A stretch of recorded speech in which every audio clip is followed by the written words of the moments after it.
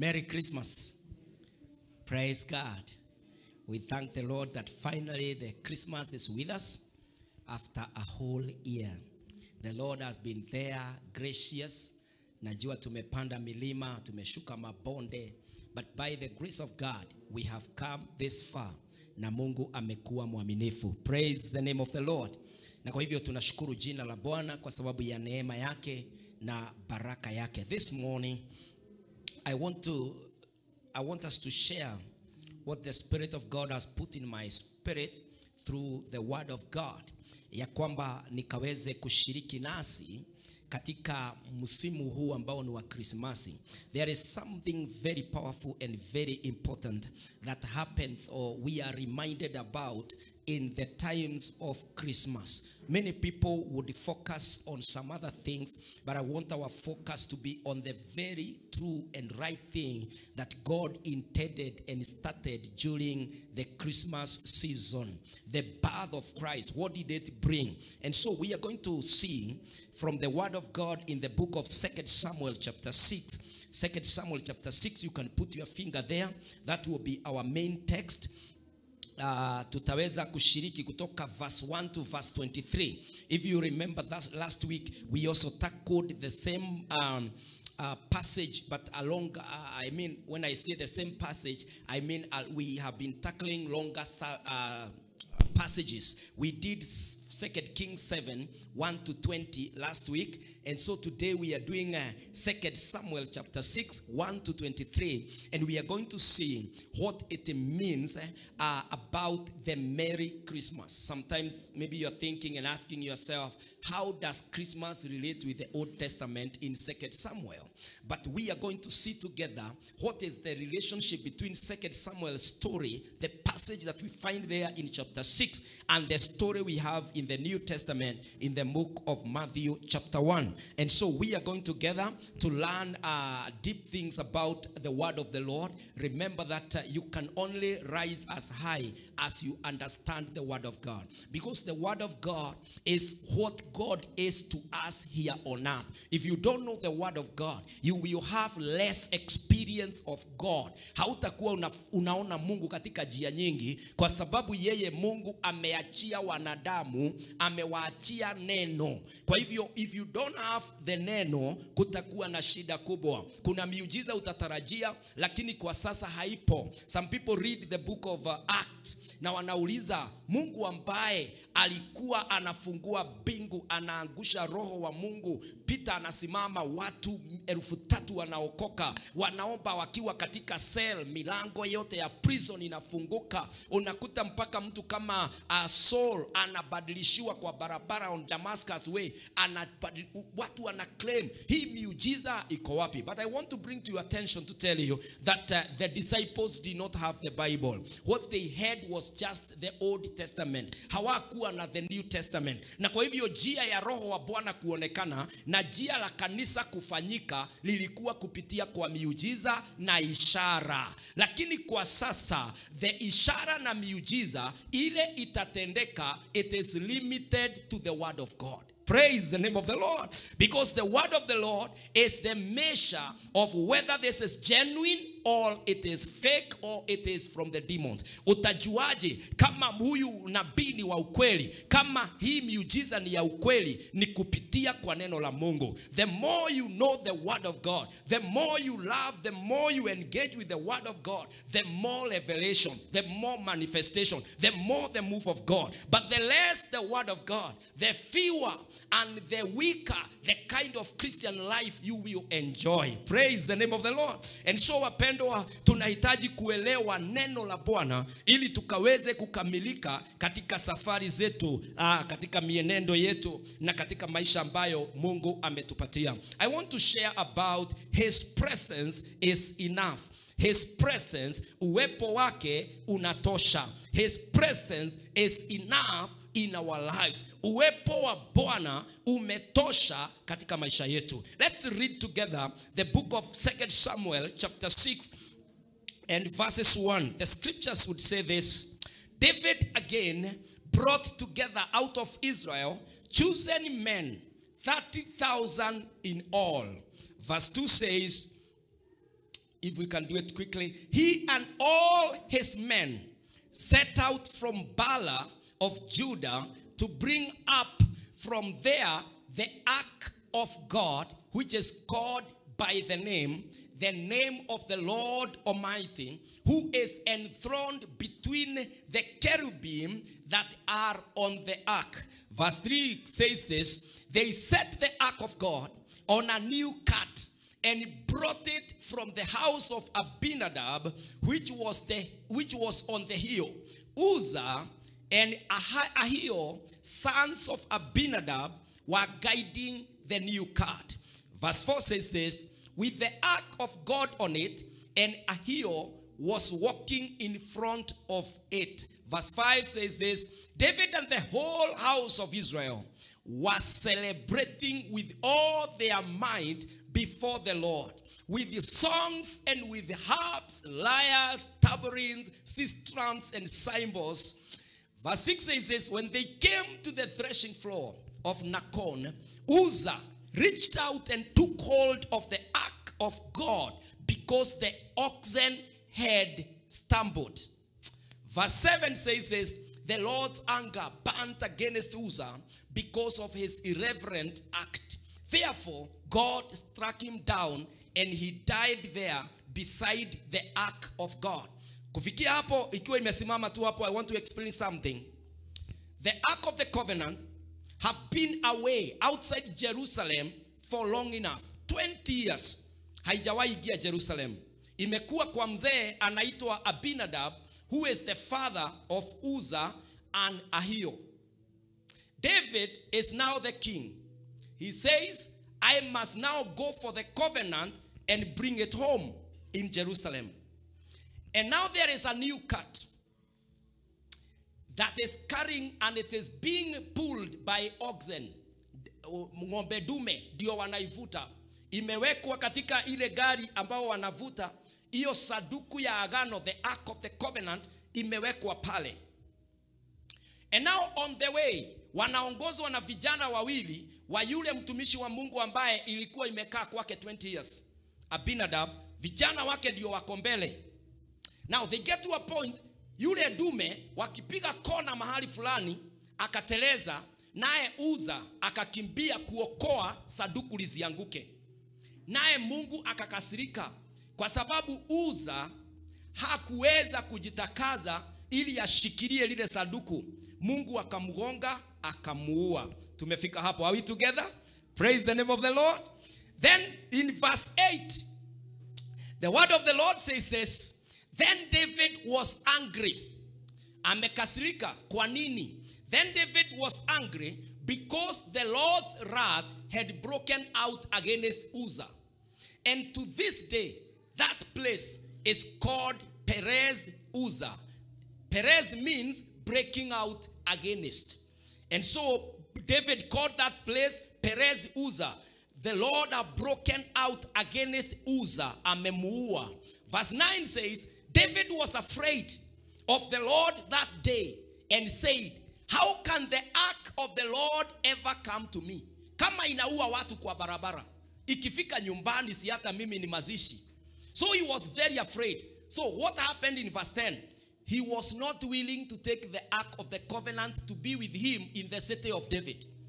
Instead, he took it aside to the house of Obed-Edom the Gittite. Obed means servant of God in Edom. Edom is a city there in Israel. And so verse 11 says, the ark of the Lord remained in the house of Obed-Edom the Gittite for 3 months. And the Lord blessed him and his entire household. Say my amen. In verse 12, the word of the Lord says this: now King David was told 3 months later, 90 days, David amesema isikuje. Hata kama nilikuwa naiendea, vile inauaua watu barabarani, isifike kwangu. Wacha ikae kwa Obed. Akasikia ya kwamba ilipoingia kwa Obed, amebarikiwa sana. So in verse 12, now King David was told, sasa analetewa habari vile kumetokea kwa Obed mahali alisema ile saduku iwekwe. The Lord has blessed the household of Obed-Edom and everything he has because of the ark of God. Hey, kule aliogopa inaua watu. Sasa amesikia inabariki. So he said, so David went down and brought up the ark of God from the house of Obed-Edom to the city of David with rejoicing. Praise the name of the Lord. Ameiendea. Verse 13 says, when those who are carrying the ark of the Lord had taken 6 steps, he sacrificed a bull and a fattened calf. Akatoa dhabihu pale. Verse 14 says, David, wearing a linen ephod, danced before the Lord with all his might. Katika ule uwepo, huyu muibaji ambaye anaitwa David alikuwa tu anazienda, anazirudi, anaziinua, anaziangusha. Verse 15 says, while he and the entire house of Israel brought up the ark of the Lord with shouts and the sounds of trumpets. Praise the name of the Lord. The joy of Christmas. The Bible says in verse 16, as the ark of the Lord was entering the city of David, Michal was the daughter of King Saul, ambaye alikuwa amepewa David kupitia kwa kichwa ya Goliath. You remember the story? Alikuwa amelipiwa mahari ama what we call dowry, na sasa alikuwa mke wa Daudi. The Bible says Michal, daughter of Saul, watched from a window. Aliposikia kile kigosho, the dancing, the vyombo tumbling, the cymbals, the trumpets, zile zilikuwa zinachezwa, akaangalia kwa dirisha. Tunaambiwa ya kwamba, and when she saw King David leaping and dancing before the Lord, she despised him in the heart. Sema, all right. You know how people look at you and all they can give you is attitude. Hawasemi lolote, lakini wanakuangalia juu na chini na upande. Unashangaa what kind of a history book you have become. Unashangaa ni story gani watasema, watapatiana. You know, despise. Verse 17 says that they brought the ark. Ukusisahau hapo, amemdespise na tumepita haraka, hiyo sasa imeondoka, lakini tutaiona mwisho. They brought the ark of the Lord and set it in its place inside the tent that David had pitched for it. And David sacrificed the second time.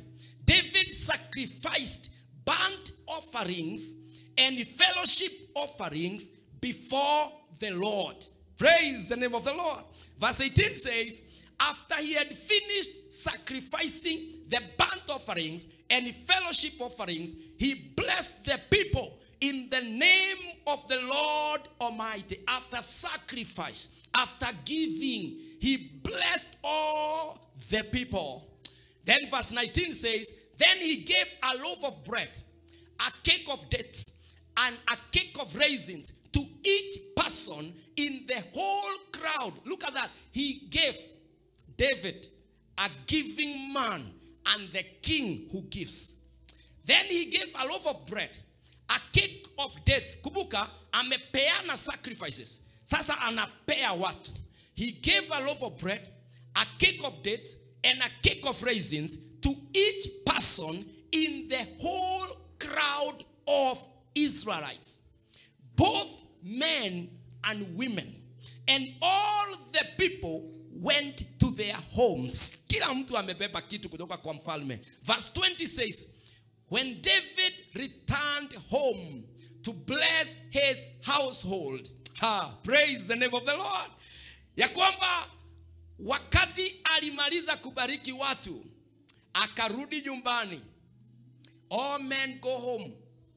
Wakati wanafika nyumbani, you are either a man ama mambo mengine inatendeka. And you should be ready for anything. The Bible says, Michal, you remember Michal? Who had seen David through the window, dancing and praising God, and she despised her. Sasa huyu mwanaume amefika nyumbani kwa huyu madam. We are told this. Michal, daughter of Saul, came out to meet him and said, remember, David ameleta the presence of the Lord back to Jerusalem. Secondly, amebariki watu wengine wanaenda wakisifu baraka za Daudi, lakini kwake nyumbani. Look at the opposition. Saul came out to meet him and said, how the king of Israel has distinguished himself today, disrobing, oh my goodness, disrobing, yani umejitoa nguo yako ya juu ya ufalme. Robes are for the kings. Disrobing in the sight of the slave girls of these servants as any vulgar Pharaoh would. Hey, yani umejidunisha mtu anaitwa Daudi. You are just doing things before vulgar pharaohs. Yani before slave girls, before sijui nani, una dance mpaka nguo zinatoka. Who do you think you are? Yani akaibishwa na mke wake. Verse 21 says this. David said to Michal, it was before the Lord who chose me rather than your father or anyone from his house when he appointed me ruler over the Lord's people, Israel. I will celebrate before the Lord. Praise the name of the Lord. Yani Daudi akasema, I don't care, madam.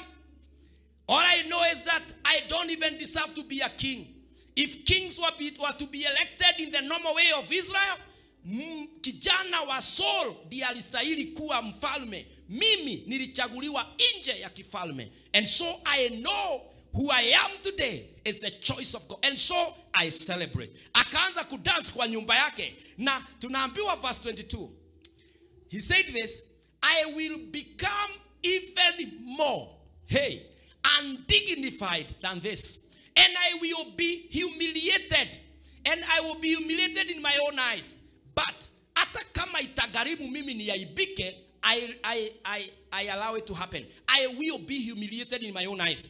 But by these slave girls you spoke of, I will be held in honor. Hawa umedharau. Hawa wanajua ni kwa nini. Na hawa wakibarikiwa wataweza kuniheshimu. Praise the name of the Lord. And finally verse 23. Sikiza huyu madam, what happened? And Michal, daughter of Saul, had no children to the day of her death. Aliposema hivyo, kuanzia hapo hakuaiona mtoto, kusikia mtoto, kupata mtoto to her death. And the story closes na mazishi. Praise the name of the Lord. Now, what we have seen in the whole chapter is about David going for the presence of the Lord. The Ark of the Covenant represents the presence of the Lord. How they would say that the Lord is with us is when they entered the temple, and here at the Holy of Holies there was the Ark of the Covenant.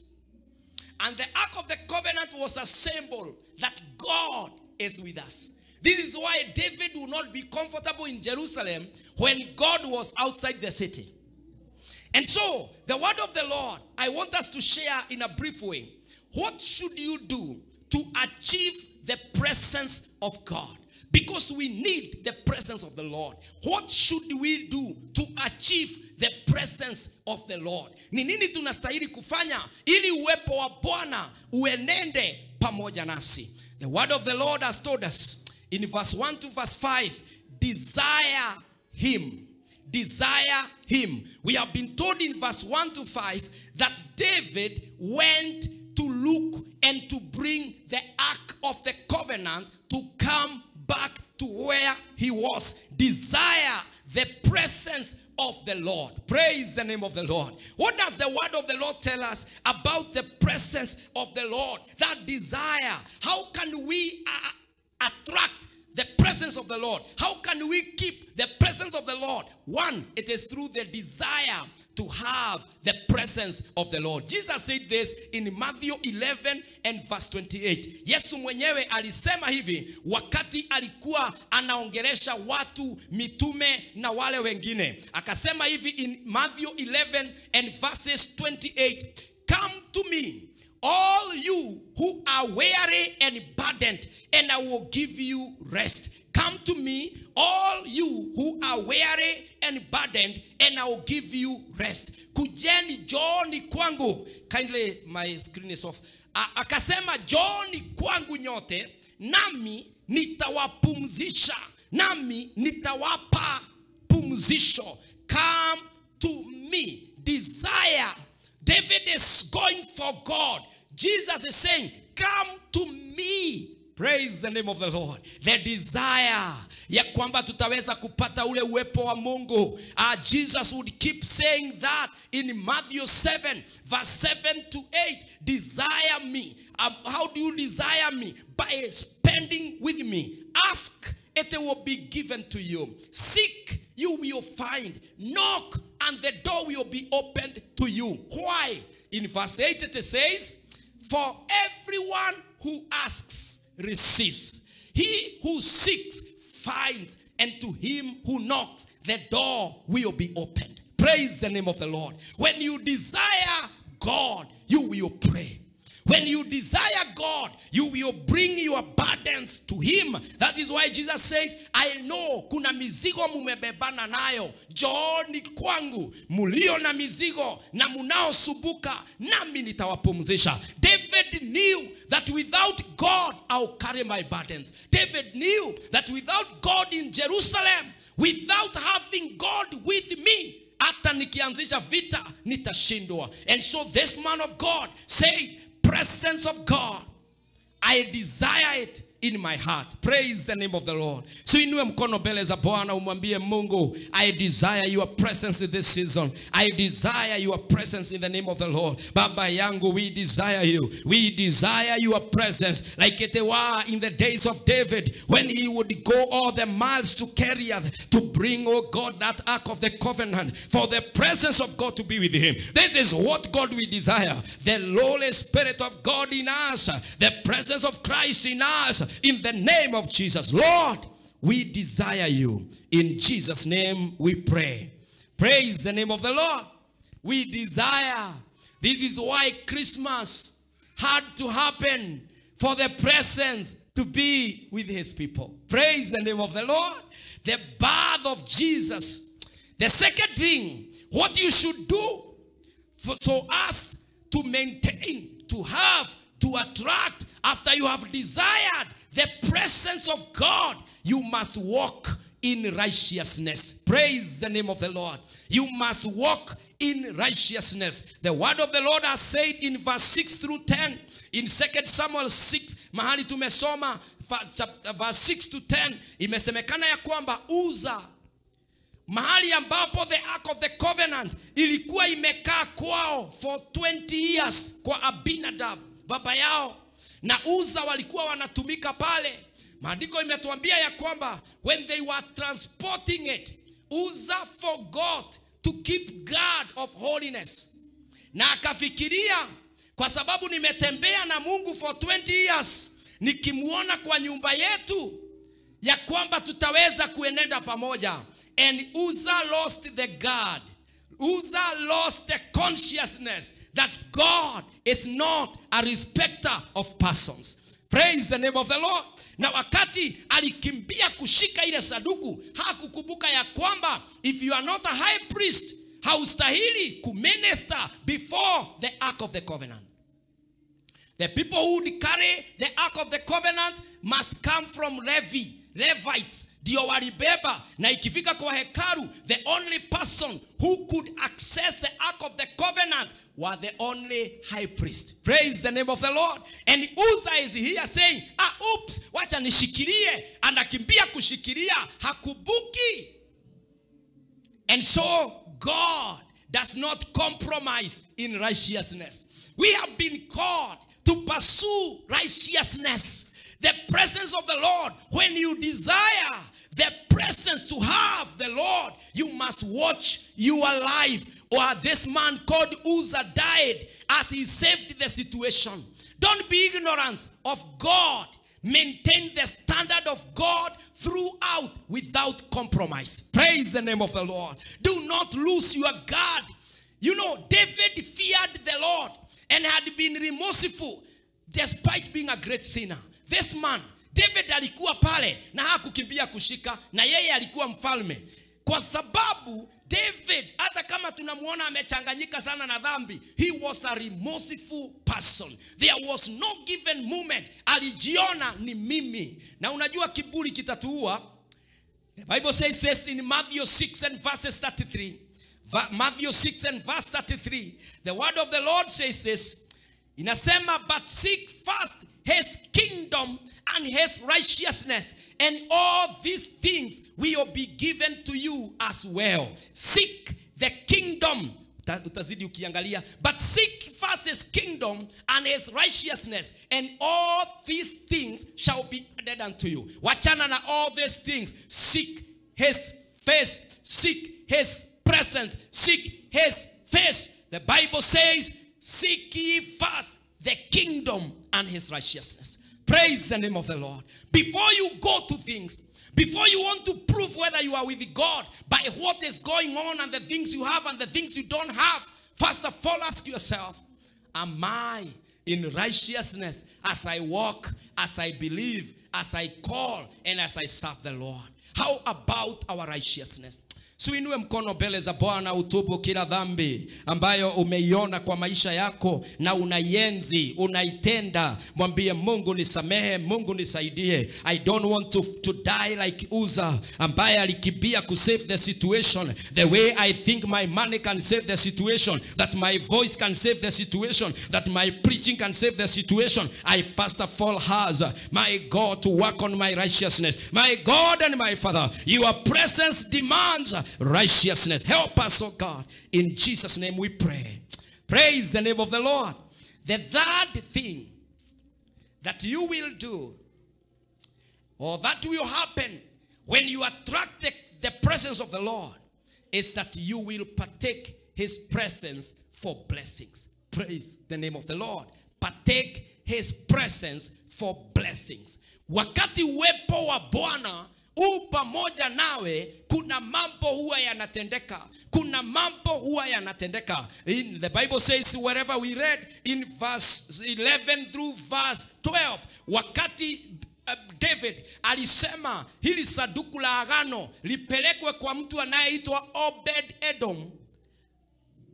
Wakati lilifika kwake, ilichukua tu only 3 months.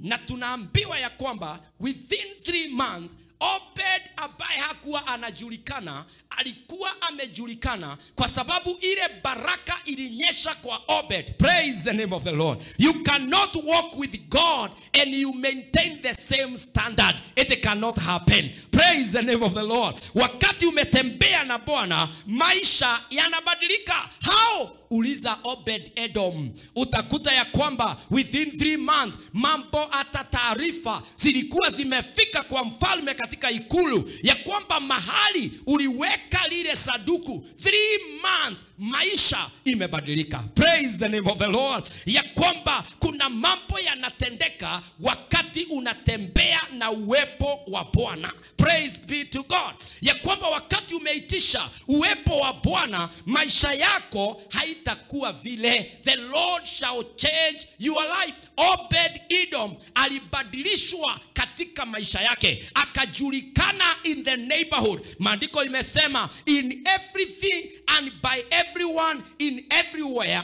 mambo yake yote ikawa imebarikiwa. Praise the name of the Lord. I love this man of God called Jacob. Jacob knew what the presence of the Lord would do and what it means to walk with the presence of the Lord. The word of the Lord says this in Genesis chapter 32 verses 24 through 26. Huyu mtu ambaye anaitwa Jacob, he wrestled with his presence until he was blessed. In Genesis 32 verse 24 through verse 26, maandiko inasema hivi: so Jacob was left alone, and a man wrestled with him till daybreak. Verse 25. When the man saw that he could not overpower him, he touched the socket of Jacob's hip, so that his hip was wrenched, and he wrestled with the man. Verse 26. Then the man said, let me go, for it is daybreak. But Jacob replied, I will not let you go unless you bless me. Praise the name of the Lord.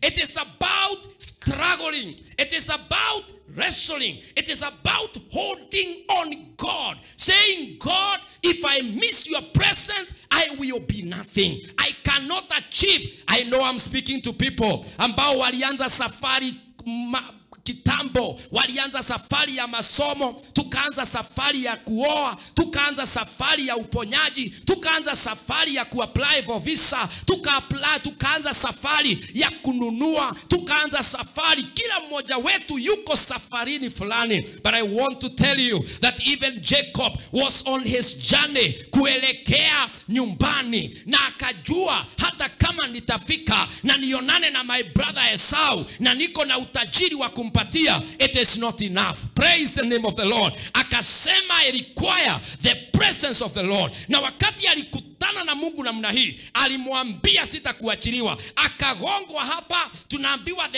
the socket ya hip, akawa analim, akaambiwa ni yake, akasema sikuachi mpaka mimi unibariki. Praise the name of the Lord. He wrestled. You can give anything for the presence of the Lord. But the people we have today, they are people ambao hawajajua la kwamba kiini na mwanzo na sababu ya kila kitu ni the presence of the Lord. We have gone for those things before going for his righteousness and his presence. Praise the name of the Lord. Na ndio maana tumekwama tu mahali tulipo. My brother, my sister, when you acquire the presence of the Lord, Apostle Paul would say this in Romans 8 and verse 32. Atatuambia hivi, ya kwamba when you attain the presence of the Lord, in the Romans 8:32, not 12. The Romans 8 verse 32, it says this: he who did not spare his own son, but gave him up for us all, how will he not also, along with him, graciously give us all things?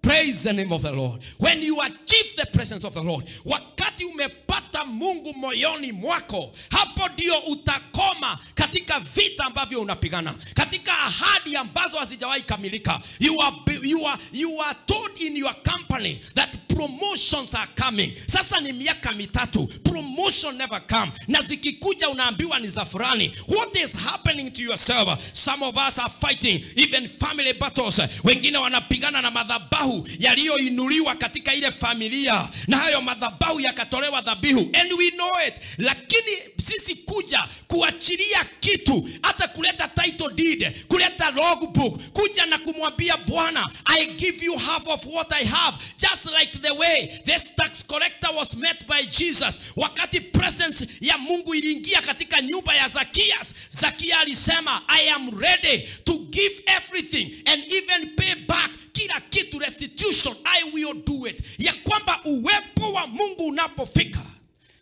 And so whenever I see people, wakati wanaambiwa watoe tithe, wakati wanaambiwa watoe sadaka, wakati wanaambiwa kuna fundraiser, wakati kuna unaona mambo, all I pray is that the people can meet with the presence of the Lord. The moment you are in the presence of the Lord, you become automatic in the spirit. Praise the name of the Lord. You drive by the Spirit. Haufanyi hesabu, kwa sababu hayo mahesabu, you know all things come from God. They don't come from our effort. The moment health is taken away from you, the moment opportunities are taken away from you, the moment that sight is taken away from you, you will know that even beauty has an end. Wakati mawazo inaondolewa na pengine stress na mambo mengine inaingia, unakuta you are no longer yourself. It is the time you understand ya kwamba the presence of the Lord is all that I desire, and the rest, praise the name of the Lord, ni yeye anatupatia. So inua mkono wako mbele za Bwana. Tell the Lord, I desire to partake your blessings. I desire to walk with you. Help me, my Father, to attract your presence so that I can partake of your blessings. In Jesus' name we pray. Part 4, ambayo inatuonyesha how to achieve and how to maintain the presence of the Lord, is by maintaining his presence is through joy and sacrifice. If you want to walk in the presence of the Lord, if you want to show that you are in the presence of the Lord and the presence of God is with you, if you want to keep it, you must be a man of joy and a man of sacrifices. Praise the name of the Lord. Tunaambiwa ya kwamba in verse 12, wakati David alikujia this particular Ark of the Covenant, we are told that he was celebrating, he was singing, he was jumping up and down. Now even Akawa accused by the wife that the way you are doing your dance, you have even forgotten you are king. Because when you get to the presence of the Lord, your status no longer matter. Your joy must demonstrate it. Praise the name of the Lord. Ya kwamba ukiingia katika uwepo wa Bwana, the joy of the Lord. This is what Apostle Paul would tell us in Philippians chapter 4 verse 4 to 7 about this joy of David. Na atasema hivi, wakati tunaapia mbele za Bwana, Philippians 4 verse 4 to 7, the word of the Lord says this: rejoice in the Lord always. I will say it again, rejoice. Verse 5 says, let your gentleness be evident to all. The Lord is near. In verse 6 it says this: do not be anxious about anything. You know what takes away joy? It's anxiety. It is the fear. It is the desire for the life tomorrow. Now, for you to be happy, the Bible, the word of the Lord, for you to be joyous, the word of the Lord says in verse 6, do not be anxious about anything, but in every situation, by prayer and petition, with thanksgiving, present your request to God, and the peace of God, praise the name of the Lord, which transcends all understanding, will guard your hearts and your minds in Christ Jesus. Praise the name of the Lord. Hayo mambo yote yanakutatiza, inakuzuia ucheke, inakuzuia uende sherehe za Christmas. Hayo mizigo yote, kila kitu ambacho umebeba, it is meant to be offloaded by prayer and petition. Praise God. Kuja uyaachie Bwana. Ukiingia kwa kanisa kama hili, wakati unapiga magoti, achia Bwana mizigo ile, na wewe tembea katika amani. Verse 7 inasema, wakati utaleta hiyo mizigo, mambo hayo yametutatiza sana, there is the peace that transcends. Transcending is rising above. The peace that surpasses. The peace that is above anything else. Mtu hawezi explain how are you happy na nyumba imefungwa. How can you be happy and you are sick? How can you be happy na kuna mambo haya ya loan haujafanya? People are wondering. Alafu wanasema this guy is in denial. My friend, we are not in denial. We are in Philippians 4 verse 7. And the peace of God that surpasses all understanding will be our portion. Praise the name of the Lord. Wakati unaachilia, you will partake the presence of the Lord. Na pia tunaambiwa David sacrificed. Alitoa dhabihu mbele za Bwana. David was a man. Even David in the same book, in the book of 2 Samuel, chapter 24 and verses 24, the word of the Lord tells us ya kwamba wakati Daudi alisamehewa na akaambiwa hatomalizwa pamoja na wana wa Israeli kwa kuwa alikuwa amefanya dhambi, tunaambiwa alienda kutoa dhabihu katika shamba la mtu anaitwa Arauna. Na Arauna aliposikia ni mfalme anakuja, akasema mimi nitapatia mfalme kila kitu, yeye ndiye atatoa hiyo dhabihu. Mfalme alikuja kwa Arauna akamwambia Arauna, I have never given an offering that did not cost me anything. Kwa hivyo nihesabie shamba lako ni pesa ngapi, na unihesabie ngombe dume ni wangapi. Mimi lazima inigharimu. Lazima mimi nisikie it is a sacrifice from me. Watu wangapi wameshindwa kutoa dhabihu hata za watoto wao? You have never offered a sacrifice for your child. You've never come to the altar and said, I offer a sacrifice for my marriage. You have never come to the altar and said, I offer a sacrifice for my parents. I offer a sacrifice for my company. I offer a sacrifice for my business. I offer a sacrifice for my studies. I offer a sacrifice for my spouse. How many have come and said, we want to have a relationship with God? David knew that God is a giver, and when a giver meets a giver, there is a transaction happening. Na kwa hivyo Daudi alipoendea si kufurahia tu ati kanisa hilo ni safi, ati naona watu wengi wanasifu. Hapana. It's about asking, how can I participate in this joy?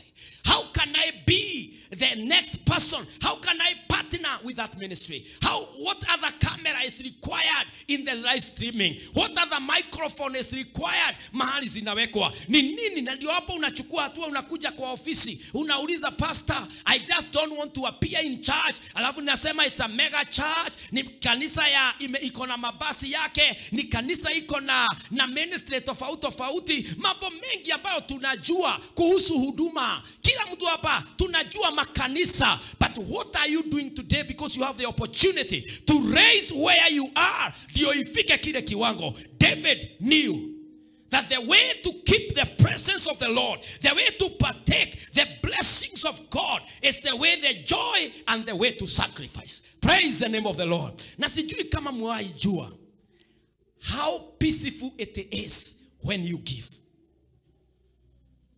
How fulfilling it is. This is why every Christmas, even this one included, we spend at a children's home there at Kasarani called the tree family. Iko pale Kasarani. When you go there and the children, last time we went there, and what the guardian told us is, pastor, tulikuta wamechemusha maharagwe pekee, but hawakuwa na unga ya kupika. So tukakuta wamechemusha maharagwe kwa sababu wanajua watu wanakulanga chapati, wao wana imagine kuna mtu atakuja. So when we came to the gate, you can imagine the celebration. Alafu wakati tulitoa unga, I was called father, nikaitwa baba. Unajua mpaka ile ya West Africa ya papa. Mimi niliitwa hapo papa. Karibu nisimame niseme naitwa Oga Kenyajui. I felt the joy. You forget everything. My children mingle with them, and I tell them, you see, the joy is because they don't have a father in the house like you do. And I can be able to minister things that the children can appreciate God in, other than the physical things. Praise the name of the Lord. But what is your plan? Kama hapa kanisani tumewauliza mtuletee vitu za kupeleka kwa Christmas, kupelekea wale watu hawana, hata wale wa hili kanisa ambao hawana. Ukikuja across the week, ukile utapata hapa utabeba. Hizo zingine tutapeleka on Saturday, on Christmas Day, pale kwa children home. Ni nani? Umesaidia nani kwa Christmas? What are you planning? Ama wewe umedunga tu suti, gari imewekwa full tank, kila kitu. Sasa ni kutembea nyumbani, umetuma kila, hata wengine hapa hawajatuma anything mahali. Angalia mwenzako mwambie, wewe toa, learn to sacrifice. Peana, jua kupeana. You know, learn to give. You know, this year I've been amazed by several things. Mimi nimeona mambo mengi yakitendeka. Hata tunapoongea na nyinyi, kuna mtu amejionyesha even this year, na akanibariki mimi na shamba. Praise the name of the Lord. Si tu appreciate Mungu. Unaweza fikiria kile kinapeanwa tu ni unga na nguo. Hapana, myself, I was given a piece of land. I have my title deed. Praise the name of the Lord. Mtu amenunua shamba yake na analeta, anakupatia. Sasa wewe ni nini ulitoa? Hiyo kubwa ati umetoa kubwa 2,000 kwa mfuko, kutuma kwa M-Pesa 10,000. People are still stingy. Unajua kuna ile association na nilikataa, inaitwa Stingy Men Association. Munaijua? Nilisikia ati ni company, lakini siku hizi mpaka ladies iko inasema sasa ibadilishwe Stingy Men/Women Association. Na pengine wengi wetu hapa ni chair lady. Hebu angalia mwenzako hapo, muuliza, are you a chair lady? Kwa wale watu hawatoi kitu. Who are you in the kingdom of God? David was a man who knew that offering and giving is a principle of the kingdom of God. Praise the name of the Lord. You must learn even how to give yourself. In Romans 12 verse 1 and 2 says, therefore I urge you, brothers, in view of God's mercy, to offer your bodies as a living sacrifice, holy and pleasing to God. This is your true and proper worship. offer your bodies? How will you sacrifice the joys and the things of this body? Alafu useme mimi nimejitolea kwa Bwana. How will you not conform? Siku hii wakati huu wa December, ndio vijana huwa wanafanya kila aina ya dhambi. Ndio watu hufanya kila aina ya dhambi. Mtu hajawahi kunywa pombe atakunywa katika msimu huu. Mtu ambaye hajawahi kuwa katika anasa za ulimwengu, kuwa katika immorality, wanaingia wakati kama huu. Unakuta watu wameingia kwa mambo mengi. They do not sacrifice even their bodies for the Lord. And giving, David knew what it means. In Luke 6:38, give and it will be given to you. A good measure, pressed down, shaken together, and running over will be poured into your lap. For with the measure you use, it will be measured to you. Praise the name of the Lord. How is your joy and sacrifice? They go hand in hand. Joy and sacrifice, joy and giving, they work together. The level of your joy is equal to the level of your sacrifice. The more you give, the more the joy. The more you hold, the more the heart. Kwa sababu ukihold, bado itakukujia. Sijui kama umeona ukilipa landlord ni kama anakunyang'anya. Umekaa kwa nyumba yake. Umeishi hapo kwa nyumba yake. Compound yake, alijenga nyumba. Lakini kumulipa hivi, unaona kama anakunyang'anya. Mpaka mnarushania maneno. Tikwani unafikiria sijui kuangalia kalenda? Mimi ninajua nitakutumia, si niko na namba. Na boda una shida ukinikubusha. Ni kwa wenye. Even if you hold it for how long, the joy will never come because of holding. Joy comes when you release and you live in freedom. Praise the name of the Lord. Joy equals giving. Giving. Praise God. Siinue mkono mbele za Bwana ujiombee. Mwambie Mungu nipe furaha. Katika doa yangu nipe furaha. Katika kampuni yangu nipe furaha. Katika maisha yangu ya kukutumikia nipe furaha. Mungu wangu nikiwa nje na nikiwa ndani nipe furaha. Baba yangu nisaidie katika wokovu na furaha yako. Nisaidie kuwa na moyo wa kutoa, moyo wa kupeana na moyo Bwana wa kujitolea. Our God and our Father, we pray that the Davids of today will be us. The people who know how to maintain even your presence. Praise God. And finally, for you to attract and to keep and to maintain the presence of God, you must overcome the opposition no matter how close. Praise God. The opposition, you must make sure that you overcome it. Opposition will be there. Upinzani no matter what. I'm telling you, hata kama utatoa nini, hata kama utafanyia Mungu nini, you cannot escape opposition. It is part of what makes us. The kingdom of God suffers violence, and throughout the violent take it by force. We must be firm. Si kusema sinilitoa hii kwa nini opposition? Hapana, let it come. But you must know, you must overcome it. Praise the name of the Lord. Tunaambiwa katika mstari wa 16 ya kwamba wakati mke wa Daudi alimuona akiimba, she despised him in the heart. Hata bila yeye kujua. Kuna watu wengi unafikiria ni marafiki, but they are looking down on you. They are waiting for that time when they shall expose you. Unafikiria ni marafiki na unawahesabu hata katika mambo yako ya ndani. Kumbe hata wengine wetu tuko na mifano. Kumbe yule alituangusha alikuwa our great friend. Na hakuwa. Opposition is forever there. And it can come from the less unlikely. Because David hakutarajia mke wake ndiye atampinga. Michal, hatujaambiwa watu ambao ni Jebusites ama ni Hittites ama ni Philistines ati ndio walipinga David. Hapana. Alipingwa kwake kwa nyumba. And so we are told in verse 21 to 22 that this man called David, he developed what I call a thick skin. He was able to stand and say, it was before the Lord, not before your father, who could have chosen on Ishbosheth. Because Ishbosheth was the minister now this time. Ishbosheth, the son of Saul. Baada ya Saul kukufa, Ishbosheth aliyachukua. Na David anasema, if it was about your father selecting who to become the king, I am not. Even when the man of God came to our house, my father did not present me. I present my elder brothers. Ati hao ndio wanastahili kuwa wafalme. Lakini mimi najua historia yangu na Mungu wangu. Praise the name of the Lord. And so David was firm and looked in front of that lady and said, remember, even where I am today, that you are calling me king. I think pengine hata kuna mambo hapa haijaandikwa.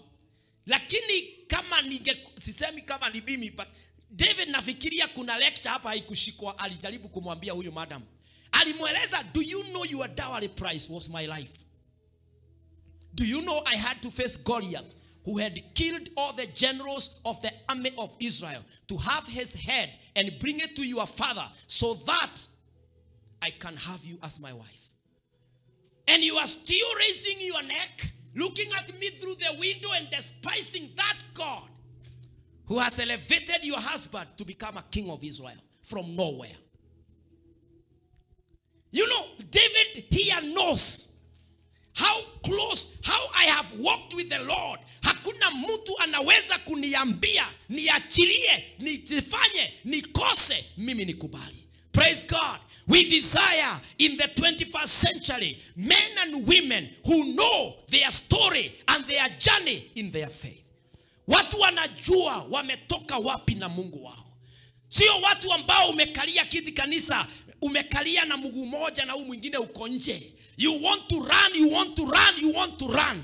Wakati opposition inatokea hivi, wewe ndiye wa kwanza kusema hata sikuwa pale. You are the first one to surrender. Wakati tunatafuta shamba ya kanisa, wewe ndiye wa kwanza kuondokea harambee kwanza ziishe. Wakati kuna changamoto katikati ya vikundi, wewe ndiye wa kwanza kuondoka kusema stakagi vita ya kanisa. Wewe ndiye wa kwanza. When the media is zeroing on the church, when the media is saying the church is evil, when the people are saying we are all false prophets, wewe uko pale ukisema ndio maana siendangi kanisa. There comes a people, there comes a time when the people must rise up to be counted for Jesus, because Jesus rose up to be counted for us. Praise the name of the Lord. David rose up against the closest of the opposition and said, I will celebrate God even tomorrow. Praise the name of the Lord. You know, these are the times ambazo lazima tusimame. I remember of this man who was so close to Jesus. Alikuwa anaitwa Peter, alikuwa anaongoza mitume wa Yesu. Na siku moja akafikiria they are equal with Jesus. Lakini akapatana na Yesu in Matthew 16 verse 23. Wakati, you know, the more you walk with a person, you must keep fighting the familiarity spirit. Whereby you walk with a person that you are too familiar, that you think that anointing or you think your level or whatever ina interfere na vile munaenda. This was Peter. Ametembea na Yesu. Na anamueleza, hata mimi Yesu nitakupigania. The Bible says Jesus turned and said to Peter, go behind me, Satan. You are a stumbling block to me. You do not have in mind the things of God, but the things of man. Jesus is looking at the disciples saying, I tell you, behind me, Satan. It doesn't matter how close, you must stand your ground. Praise the name of the Lord. Unajua hata kuna wakati wazazi na relatives of Jesus, they thought that this is our son. Lazima tumcontrol na tumwambie vile atafanya kwa sababu he is a youthful man. The Bible says in Luke chapter 2 and verses 49, Yesu akatangaza vizuri mbele ya wazazi na hawa wote. Akawauliza, why were you searching for me? He asked, didn't you know I had to be in my father's house? Anajibu wazazi. Anamwambia, when it comes to the kingdom, you didn't have to search for me. You didn't have to look for me. Na hapa ndio Apostle Paul akasema ya kwamba even yourself, you should not be stumbled by yourself ukimtumikia Bwana. In 2 Corinthians 10 and verse 5, the Bible says, you must rise against yourself. The word of the Lord says in verse 5, we demolish arguments and every pretension that sets itself up against the knowledge of God. And we take captive every thought to make it obedient to Christ. Praise the name of the Lord. We demolish arguments and every pretension that sets itself up against the Lord. We demolish those things. Na kwa hivyo wapendwa, in conclusion, as I conclude, when Jesus was announced that he will be born, he was announced as the presence of God. Praise the name of the Lord. The Bible says in Isaiah 7 and verse 14, the word of the Lord says this: therefore, the Lord himself will give you a sign. The virgin will conceive and give birth to a son, and we will call him Emmanuel. That is the prophecy.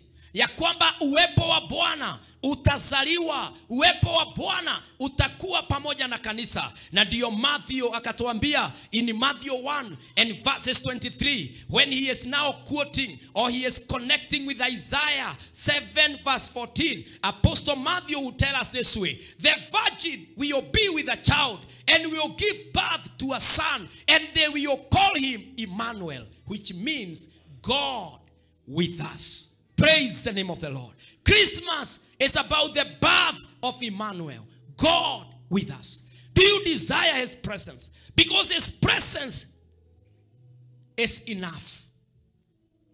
And so Jesus, when he was now a grown-up and he was about to pay the ultimate price for you and me to become the children of God, this is what he said finally in John 15 and verse 4. It is the last verse I will do for today. He said this in John 15 verse 4.